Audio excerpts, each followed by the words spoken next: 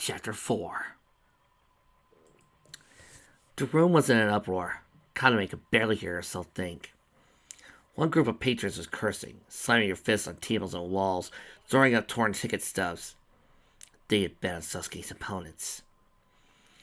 Another group was ecstatic. One woman, obviously rather drunk, danced precariously close to a table edge, oblivious to the scuff marks she left on the tabletop. No doubt she had taken a chance at Sasuke.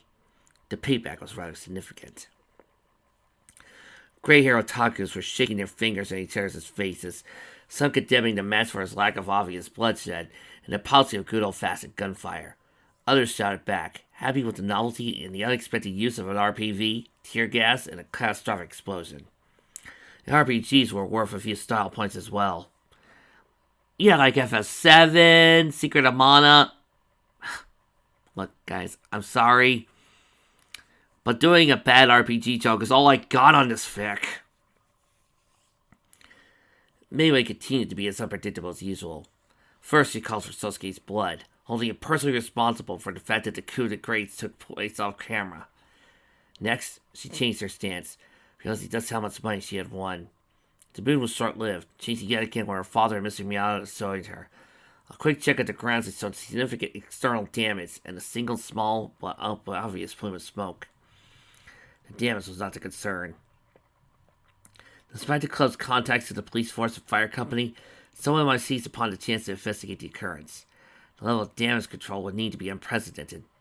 There's a very real risk of discovery. We should tie this son of a bitch to a post and use it for a shooting contest, Melee spat. Better yet, we could send him into the arena with that girl. She looked at Kaname, a sickly sweet smile on her lips. We could give each of them a gun.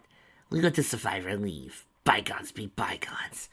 If they refuse, we could raffle off the chance for a winner to take a gun and hunt them down. Better yet, we could hold an option. That ought to recruit some expenses. Kaname was already too numb to feel much fear. She had already grown to hate Melee to the point she could despise her no more than she already did. As worrisome as the banter was, she felt relief. Sasuke was still alive. The moment she had waited before the game attendants confirmed the fact had felt like an eternity. She had thought she knew just how much Sasuke meant to her. She underestimated herself again. Without him, her life wouldn't have much meaning. She loved him so much. Considering that when it seemed like he was gone for your life forever, you were feeling so down that you were crying out his name and saying you should be here to tell you it was all right. Yeah, I can see it. Melee, her father, and Mr. Yamada continued to defend, but her opinions did not go unopposed. A number of other founding members had joined the fray, stating the obvious. There was no way to tell who or what had caused the explosion talking to the survivor. Besides, it had been the club's decision to use the fireworks factory without a thorough cleanup. They realized the bigwigs could make any rules they wanted during the tournament, disqualifying any fire at their whim. But that might not sit well with the majority of club members. The last thing anyone needed were whispers of impartiality, favoritism, or suspicions of a hidden agenda. The debate gradually became one-sided, as general patriots continued to add their opinion. Sasuke had become a crown favorite. Thinking furiously, Mr. Yamada came up with a way to satisfy both camps. The idea was praised with rabid fervor and universal praise. Kaname, practically speechless, was the lone dissenter. Of course, her opinion didn't count. Quietly, she sighed. It looked like she was destined to die. She would take as many of these people with her as she could. The thought shocked her at first, but she was Sasuke's girl. Some things were bound to rub off on her. Sasuke's next match would be spectacular. He'd be sent into the arena alone, the beneficiary of a 20-minute head start. 10 other fighters would be sent in afterwards. Until the time that their prey was killed, they would be cooperating as a part of a team. The man or woman who took out Sasuke would be excused for the remainder of that round. The other survivors would continue to match as usual, each man for himself. Unless, by some miracle, the young man reigned victorious, the round would see 2 winners. The crowd would get to see their new favorite in action again, in a wonderfully precarious situation. Those listening for his death would be satisfied. So many winners. Of course. Melee added, feeling generous. If that son of a bitch manages to survive, all will be forgiven. It didn't sound like she thought that was likely. Tessa was furious with the way things she had heard over Kaname's microphone. Lieutenant Commander Colin made calm. He had seen so many things over the course of his career, very little could lessen his opinion of the human species. Commander Mardukas said quietly, asking whether or not they used enough eggs for their omelet. We are in the middle of a large number of traces, the intelligence operative mentioned. Our success ratio has been astronomical. The longer we continue, the more participants we can identify. We are faced with a lot of prize here. From a realistic standpoint, we can finger a large number of otherwise unassailable men and women. Additionally, though I feel dirty even mentioning it, Mithril needs every advantage it can get these days. There are those members of our organization who can make very good use of our findings for blackmail purposes. I suppose what we need to determine is what is worth more to us as a group, to Mithril as a whole, or to the world in general. Tessa's fury quickly changed to resignation and self-loathing. Just what value do we place on Sergeant Sakura? How much is Miss Chidori's life worth? Will the information we gather and influence we gain make up for their loss? The debate continued on for a while, each participant playing the role of devil's advocate. Our proposal, I think, is a reasonable compromise. Mr. Collins struck his beard, eyes intent and jaw set. There were times he hated command. Intel will orchestrate continued efforts at information gathering. As it stands now, we do not know precisely where Sergeant Sakura is. He enters the ring again. We'll be certain of his exact location. As long as Miss Chidori continues to act as a successful transmission source, I propose we wait until he is in the arena before we start our strike. Ground troops can be sent in to rescue Miss Chidori, combat any offensive security forces, and contain the patrons. Sergeant Major Mal and Sergeant Weber can be sent into the arena after Sergeant Sakura. I fully accept Lieutenant Commander's plan, Mr. Mardukas said, no sign of emotion on his face. I agree, gentlemen. One thing is for certain. Tessa was smiling again, fair look in her eyes. Those bastards will get a cell they'll never forget. Sosuke had finished applying the antibiotic cream, and sutured his own minor flesh wound. He was almost done with the bandage work. He was very worried. True, the arrangement for the next contest was decidedly unfair, but that was not his chief concern. He once again managed to get the lowdown on his competition by listening to the patrons talking. What had him on edge was the fact that Kaname's microphone was no longer transmitting anything useful. All he could pick up was muffled crowd noise. The turn of events could not have been annoying by itself. The fact the untoward occurrence followed a brief catfight between Kaname and Maue couldn't have any number of connotations. Had the pin with the microphone been knocked off or ripped from Kaname's clothing? Had the directional features of the device been knocked off kilter? Could Kaname be unconscious or worse, lying on top of the pin? It happened so quickly. Maue had been ragging on Kaname all evening, but his girlfriend had chosen to keep her mouth shut. When the industrious star wondered aloud what it might be like to sleep with Sosuke, she exploded with raucous laughter on the look of Kaname's face. She went on to tease Kaname further, saying that she would raffle off Sosuke's service to all the interested ladies present. The number would be quite large, she claimed, referring to the effect that gladiators had on women of Rome, and even often to the dismay of husbands and paramours. Susperium et dustus poetum, she had said, the sighing and glory of all girls. When Maue asked how Kaname would feel when Sosuke saw some other woman over her, Kaname could no longer hold her tongue. At least it won't be you. You probably have to buy your men, or have them kidnapped for you. Loser! No, it will be me. Whatever it takes, you pathetic schoolgirl. What do you have to offer him, besides blue hair and a pointed chin? I'll have one of our surgeons sew your eyelids open so you can watch, bitch! Maue had been close to screaming. There was no indication who threw the first punch. The sounds of the altercation came through clear enough. Both women yelling at each other, crying out in pain, landing loud slaps. Kaname had no chance when Maue called out for assistance. By the sound of urgent argument between the angry girl and a number of unknown men, Maue must have had her gun at Kaname's head. The older girl had broken free of her restraining hands and put some hurt on Kaname. It was at that time the sounds coming in through the microphone chains. Sosuke was worried. There was nothing he could do for Kaname now. The only way he could serve her was to stay alive. Mayway was now top of his to-do list, assuming he survived. He had other people to worry about first. Picking up a small pad of paper, he began to go over the notes he had scribbled down while Kaname collects Mayway and various patrons have useful information prior to the embargo. Member Thesis Madonna, mercenary, South African native, operative for executive outcomes, a private military company with a contract to Canadian mining company firm in Uganda. Ex-member of the SADF, he had killed a good many Ugandan rebels. He had gone on to do similar peacekeeping work in a number of African nations. He was fond of assault rifles. Up close, he preferred combat shotguns. Robert Mad Rob Fredrickson, thrill seeker, man's man, veteran of various dangerous jobs, armored car guard, smoke jumper, coal miner, Alaskan king crab fisherman, electrical power installer. He had paid large sums of money to take part in backwoods mercenary training camps. This was to be his graduation exercise. Payek Yongquan, started as a gang member in Taiwan, attached to the United Bamboo Group, a successful drug runner. He contacted out to North Korea and went to work for them in the Portuguese enclave of Macau. Rumored to have planted a bomb down at South African airliner, thought to be involved in the selling of missile technology to Pakistan and Iran, fond of submachine guns and explosives.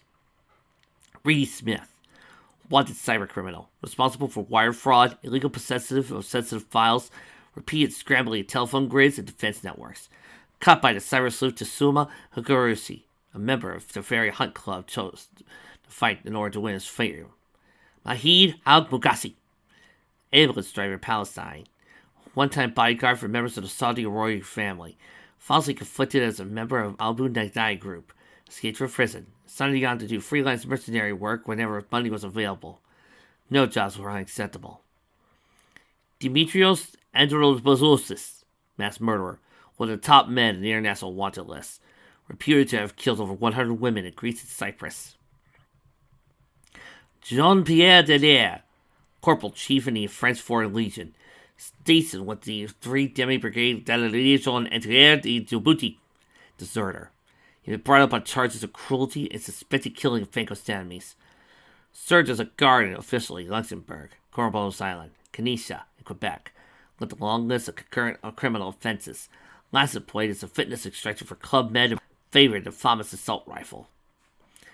Karel van den Borek, daughter of the mercenary parents, started off as a school teacher, worked as a prostitute in the Zadig area of Amsterdam until she was brutally assaulted. Terexy can't believe all those foreign words you got. You got so many, and yet when we hit Amsterdam, you messed up. It was my only night. Took justice into her own hands and fled the country. Took up the family business. Specialized in taking out wealthy men, corporate owners for rival businessmen. Very good at making deaths look like natural causes. Expert sniper. Good with explosives, adept at poisons. Gianfranco Morojo, one-time UN peacekeeper, grew tired of a highly trained soldier pretending to be Gandhi. Dissatisfied with the blue berets and white trucks, he went on to work for Defense Systems Limited out of London, providing security services to international miners, industrialists, and oil businessmen. Rumored to have been involved in the kidnapping of one wealthy man he contacted on to protect, Black Arms runner and a case of soldier for hire. Matayoshi Ryoji, wanted for questioning in connection with the Tokyo sarin attacks, implicated in the shooting deaths of 2 police officers and the murder of a notary public. He could not afford to take this group for granted. True, none of them will last more than a minute against Gowron, but given the limitations of this competition and the large number of opponents he would be facing, any one mistake could prove his last. Lieutenant Commander Collin had sent him a message detailing their change in plans, but that had been before Kaname's microphone signal changed. Must have heard the same things he did. How would they interpret this situation? Would this change their plans? When would they strike? No telling how long he had before the door opened again. It was time to finish his prep. The bag would be heavy and unwielding, but he was taking everything with him on this trip to the arena. Fortunately, the last fight had used up little ammunition. He had a sinking feeling that every shot might count at this time. There was nothing to do but to wait. The N9 was rocking, no doubt about it. Chris had seen the explosive rock the old fireworks factory. He had seen the snooty plume of smoke snake its way skyward. Inspiration hit. This will help him pump him up. Turn the radio's on. Yes, I'll be right here. Yes, I will. Turn me up real loud. I'm in your ears, yeah. And I'm hanging 10 now, baby, as I ride your sonic wave. I'm on fire. I'm on fire. Vintage Van Halen blared forth from the speakers. Kurt's had his air amp cranked up to 11. Today's music didn't just shred like this. Oh yeah. Naturally, Melissa chose that moment to pass it to his comm system. He ignored her call signal. There was a killer guitar to break the groove too. There was some singing to do. Oh yeah, one time! Fire! Fire! Fire! He pressed his back against his seat, singing as he played air guitar. Damn it, Weber, turn that shit off! When Melissa had that tone of voice, it was best not to push her too far. Kurt hit the pause button. Come on, sis, man just has to rock. Besides, that song was an honorable attempt of Sasuke. I'll wager that little explosion was caused by our favorite sergeant. Kurt chuckled. It's always good to see Sasuke's productivity for destruction turned on the bad guys. Kurtz, this is no time to be joking about gambling. Not when Sasuke's life is in the hands of those cold-hearted motherfuckers. Stop this foolishness now. We'll be going in soon. Do I make myself clear? Melissa must have really been worried. The voice had a slight raving to it. You bet your ass, babe. Kurt smiled too on that one, sis. The noise came through Melissa's line was indescribable at first. Weber, my foot, your ass, hard. Soon as possible. Count on it.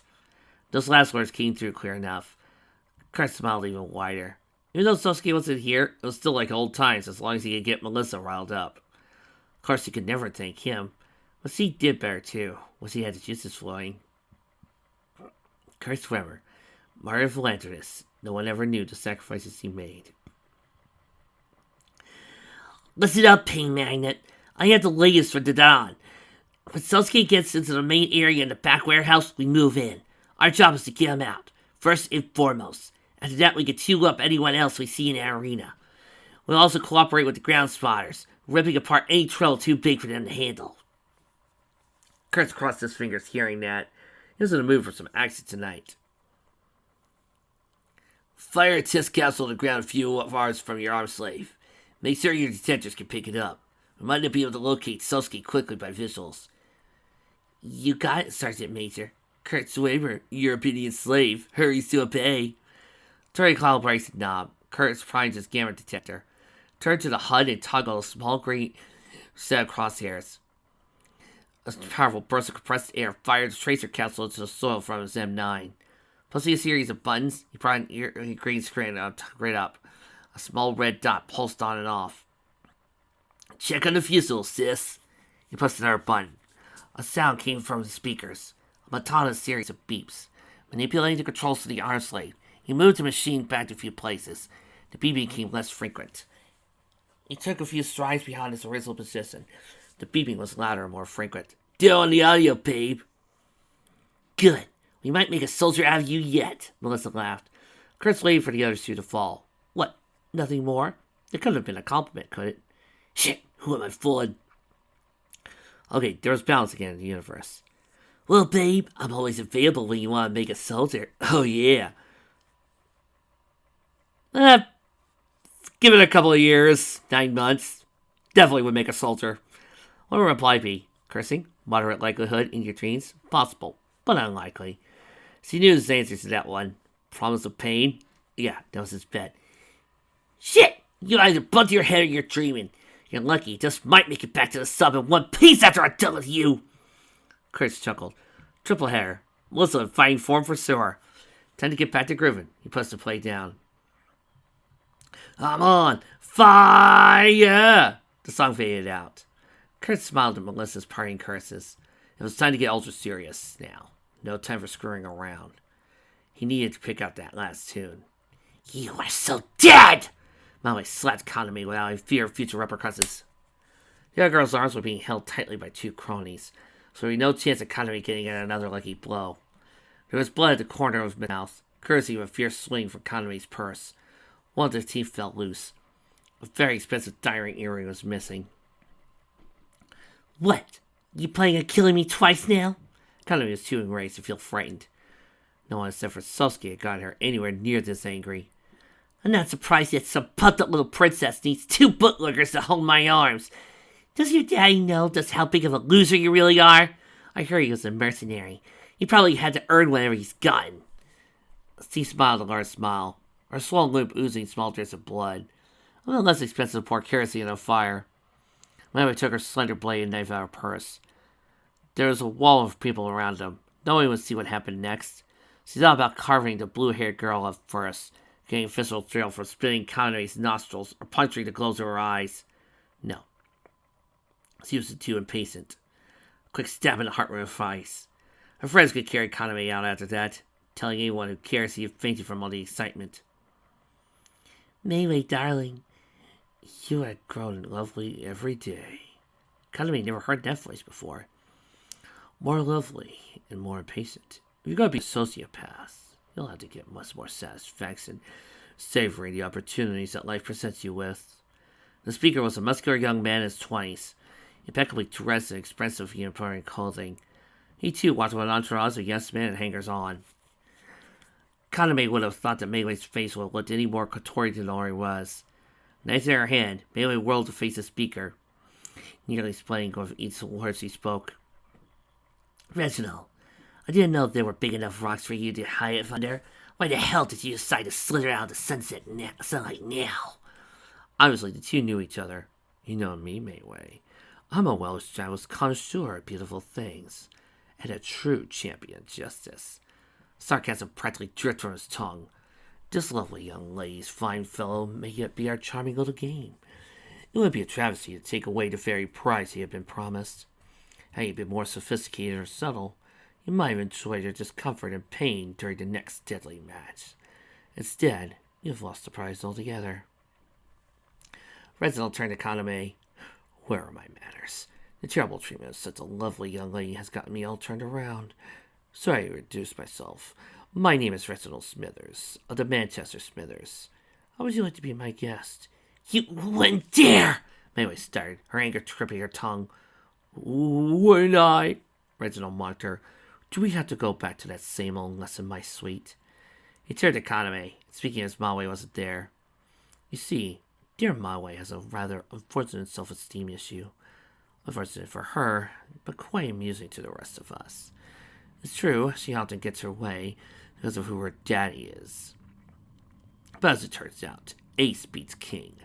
My father is the one man who has nothing to fear from Mr. Sagawa. Or to be honest, he has less to fear from anyone else. I know, but you and I go talk to her daddy. That's to be worth a titter or two. You stupid son of a whore! Meiwei had to be restrained by some of her toadies. All of them were looking a bit uncomfortable. One day I will get you. When I end up owning you, I'll sell you to a Turkish brothel after I cut off everything appropriate male! Oh, fairy male of Dirac, I truly hate when you feel helpless. You know I do, don't you? Reginald laughed and looked over his followers, who all persons of laughter as well. Dear Kaname, it is Kaname, isn't it? I don't want you to miss out on the sweet, savory details of my ways in my relationship. He gets what it might be. Meiwei's smile was the best a good dentist could create. You took her back to the pet shop because she couldn't be paper trained? She resented you ever since? Kaname made a point to look over her chair and stare at Meiwei. Reginald applauded and quickly replied, interrupting whatever Meiwei wanted to say. Marvelous. Oh, how very marvelous. Reginald laughed before bowing to Kaname. That's all true, but let's keep it our little secret. That's not what I was talking about. Can I offer another guess? He looked down the arena. Sosuke's form could be seen running, doing a quick check of the battleground. You'll want to hurry. Looks like the fight will start soon. Blackmail? Kaname asked, her voice cracking ever so slightly. Sosuke? Brains as well as beauty. See my way? It is possible. He waved his hand as if brushing away an extra insect pest. Saunders all whistled or heard in derision. Yes, my dearest. Father has secreted away highly damning information about Meiwei's daddy. If anything happened to my father, the information would be released. If anything happened to me, my father would do the same out of grief and anger. Naturally, I simply detest such dirty matters, but what can I do? One of these days, you son of a bitch! Ow! Mayway sputtered to a halt after Reginald threw a glass of wine into her face. Oh, how clumsy of me. Did you get down and film, Celia? In response, a dark-haired girl held up a digital recorder. Guess we'll have to add that to our collection. It's almost ready for internet sales. But enough about that. Have you given my offer any thought, Kaname? Would you care to join me, or would you prefer to stay with Miss Sagawa? The look of Mayway's eyes made it certain who she would take out all of her anger and embarrassment out on. I suppose I must choose better company, Kaname said, bowing to Reginald. Splendid. Simply splendid. Let us return to our room. The large screen TVs provide a wonderful view of all corners of the arena. After just shining my way, I'm quite ashamed to find myself impatient. There's something you must know. Do you dance well? His eyes saw an evil gleam. What? Kaname was caught off guard. Naked? Reginald's voice needed no explanation. Kaname had no answers. He was led away. Given all the events, he didn't realize he was missing a very important piece of jewelry. The pin with the microphone sat face down under a table.